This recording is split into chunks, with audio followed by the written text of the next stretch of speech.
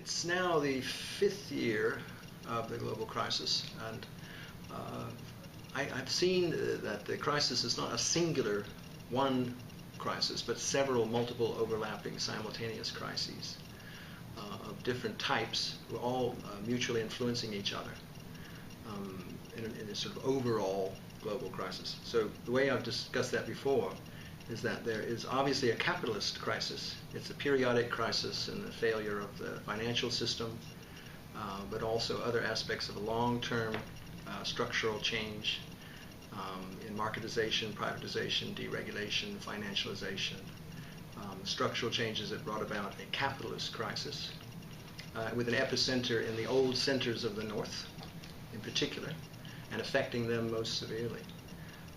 But it's also a systemic crisis in the sense that the world order is in a transition. It's in a hegemonic transition. The unipolar moment of the United States as hegemon is now unraveling, and very clearly there's a global center shift in motion.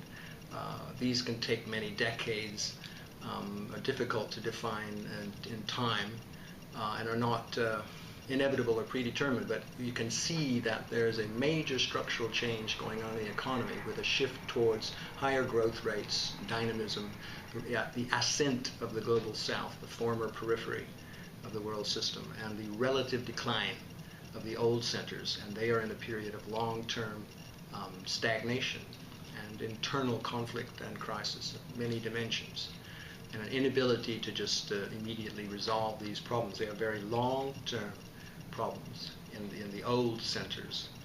So there's a very different crisis in the North, the global North, as to the crisis in the global South, but they are affecting one another.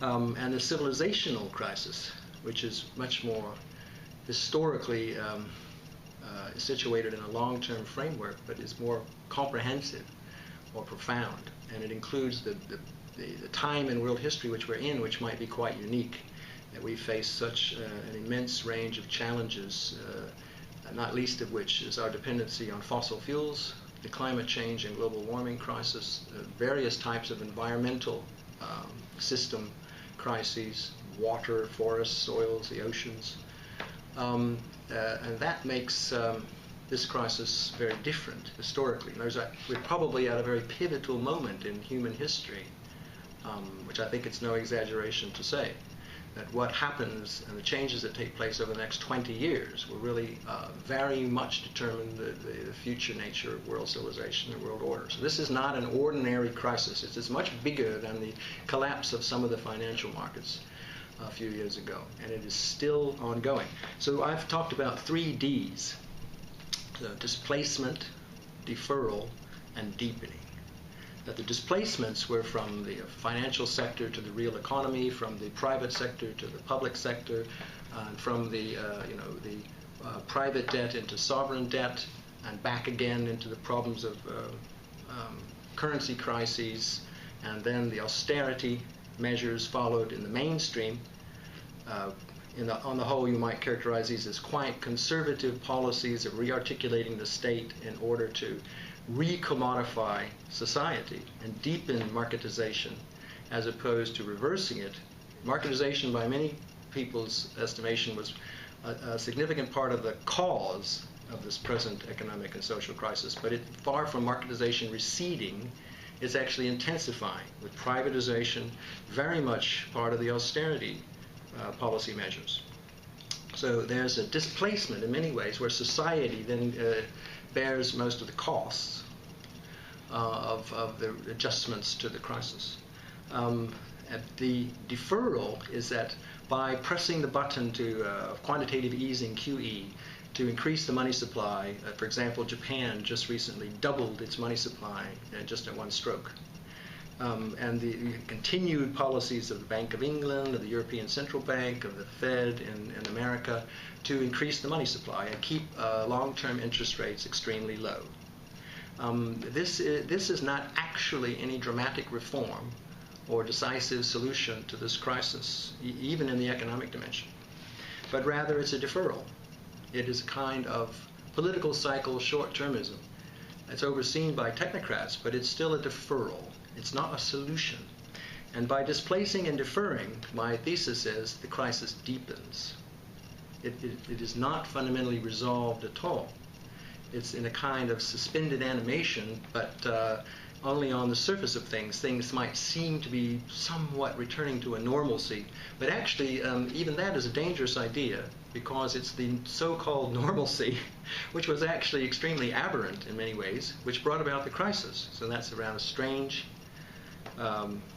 situation, but the main thesis is that far from the crisis being over, and the multiple crises which are interacting, the whole is actually deepening, which is very, very much concern to anyone who thinks about the future state of world development and humanity. The other part I want to talk about is just the idea that we're in a long-term period of the relative decline of the West, and that is a part and parcel of the rise of the global South, the global center shift to what we call the global South, where they arise and give new leadership, new dynamism. There's a new discussion about state capitalism. As a new dynamism arising from the global South, and the thesis that I would put forward that in the next 20 years, this ascent of the global South and the new realignments of South-South relations and South-North relations will restructure the world economy in very significant, if not profound, ways, which will make the system very, very different 20 years from now than it is now, and is something, therefore, the long-term studies should be looking at. And many, many, many scholars are, of course, working on it now, very much so, working on this rise of the global South, where you've got, on the one hand, you've got a new commitment after the Millennium Development Goals to eradicate poverty around the world, and at the same time, you have hundreds of millions of new consumers and middle-class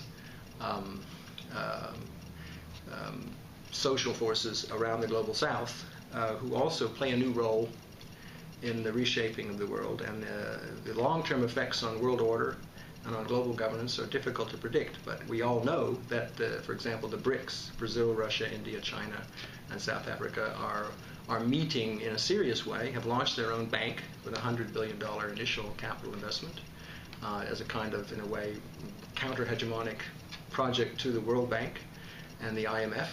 And you could go on to enumerate a whole variety of realignments in a way that shows that the ascent of the South is a profound, long-term structural change in the world economy as we've known it. And that's part and parcel of the relative decline of the West. It doesn't mean the absolute decline of the West, but the whole nature of world order and global governance is definitely in a transitional period.